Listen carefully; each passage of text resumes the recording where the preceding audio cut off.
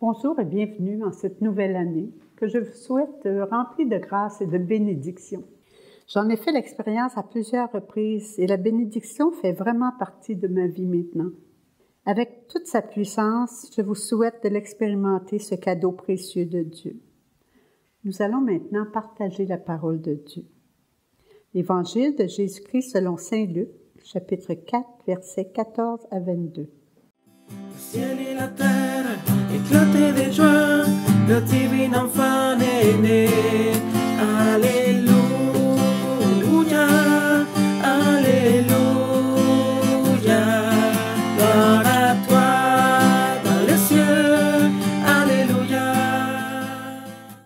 En ce temps-là, lorsque Jésus, dans la puissance de l'Esprit, revint en Galilée, sa renommée se répandit dans toute la région.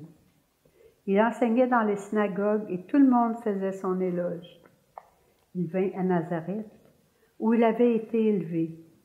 Selon son habitude, il entra dans la synagogue le jour du sabbat et il se leva pour faire la lecture. On lui remit le livre du prophète Isaïe. Il ouvrit le livre et trouva le passage où il est écrit « L'Esprit du Seigneur est sur moi, parce que le Seigneur m'a consacré par l'onction. Il m'a envoyé porter la bonne nouvelle. Aux pauvres, annoncer aux captifs leur libération et aux aveugles qu'ils retrouvent la vue.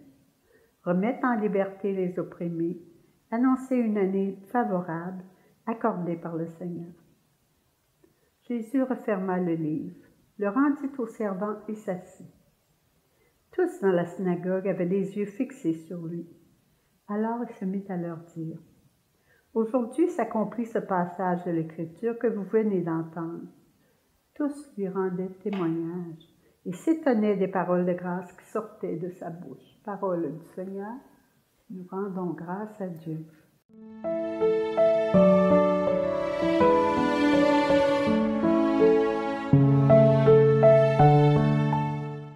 Lorsque Jésus, avec la puissance de l'Esprit, revint en Galilée, ce qui me frappe ce matin, c'est que Jésus, avec la puissance de l'Esprit. Jésus n'est jamais seul, habité par l'Esprit, toujours en communion avec le Père. Est-ce que moi, dans ma vie, je demande l'aide de l'Esprit Saint?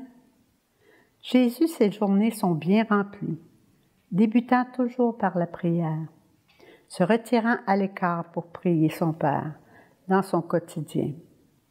Il écoute, il enseigne, il guérit, il soigne, se faisait proche des pauvres et des petits. Il s'approchait des malades, il voyait la misère du monde et était très compatissant.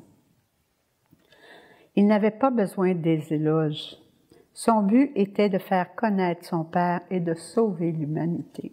En se faisant proche, non pas pour attirer à lui, mais pour faire connaître le Père. Il entra dans la synagogue le jour du sabbat.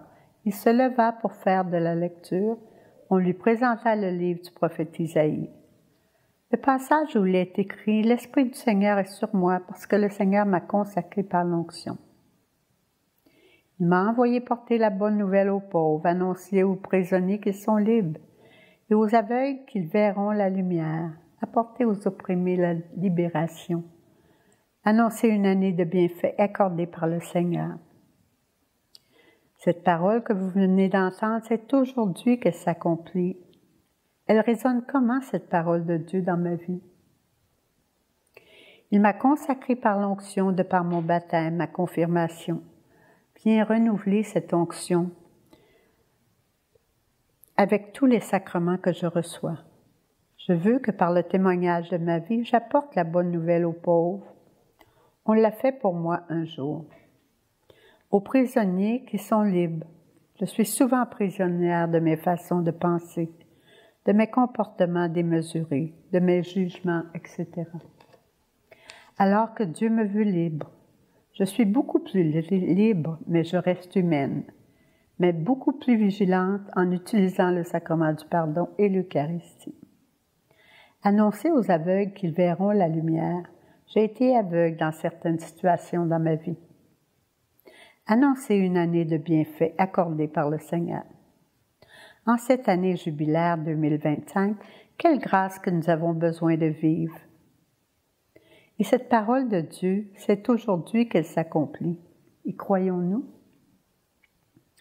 Comme Marie, reprenant cette parole dans son cœur, dans le Saint Luc chapitre 4, versets 14-22, et méditons-la dans notre cœur.